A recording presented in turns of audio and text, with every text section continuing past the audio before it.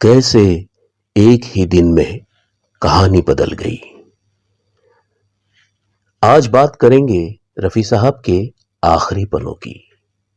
रफी साहब जब भी किसी को घर पर मिलने का वक्त देते तो अपने मेहमान के आने से पहले तैयार होकर खुद उनका स्वागत करते। वक्त के हमेशा बेहद पाबंद थे। उन्होंने कभी किसी को इंतजार नहीं कराया।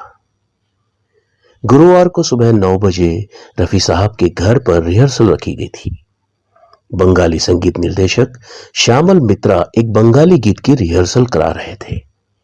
1 घंटे बाद करीब 10 बजे वो रिहर्सल खत्म करके चले गए।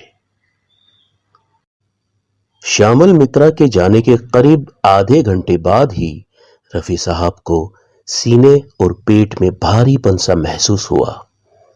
उन्होंने सोचा कि बदहजमी होगी, सो उन्होंने सोडा मिंट की गोली नौकर से मंगाकर खा ली। गोली खाने के 15-20 मिनट बाद उन्हें कुछ आराम सा आ गया। उसके बाद उन्होंने खाना खाया और कुछ देर हॉल में बैठने के बाद वहीं कारपेट पर लेटकर 4 बजे तक आराम करते रहे। कुछ देर आराम करने के बाद उन्हें फिर से दर्द सा महसूस हुआ। इस बार दर्द पहले से कुछ ज्यादा था। इसलिए उन्होंने फौरन अपनी पत्नी बिल्किस जी को बुलवाया। पहले तो वे भी कुछ समझ न पाई, ना ही खुद रफी साहब कुछ समझ पा रहे थे। लेकिन जब उनकी सांस में तकलीफ होने लगी और होठों पर नीलापन सा नजर आने लगा तो बिल्किस जी पूरी तरह घबरा गईं और उन्होंने फौरन रफी साहब के निजी डॉक्टर को फोन लगाया। लेकिन बदकिस्मती से उनसे संपर्क नहीं हो सका, इसलिए एक लोकल डॉक्टर को बुलवाया गया।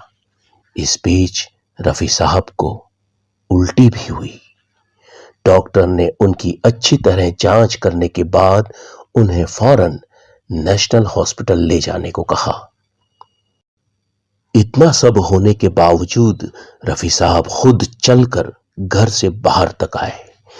4 बजे के करीब अस्पताल पहुंचने पर पता चला कि वहां की लिफ्ट खराब है। घर वालों ने स्ट्रेचर मंगवाया और रफी साहब को सीढ़ियां चढ़ने को मना किया। लेकिन उस वक्त तक रफी साहब समझ नहीं पाए थे कि उन्हें क्या हो रहा है। खुद सीढ़ियां चढ़कर ऊपर गए। वहां उनका ईसीजी किया गया।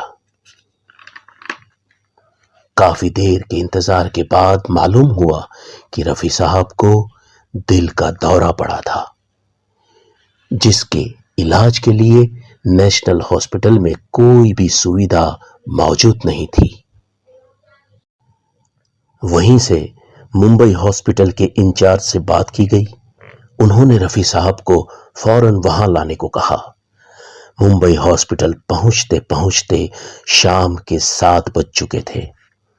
वहां पहुंचते ही डॉक्टर ने उनका मुनासिब इलाज शुरू कर दिया।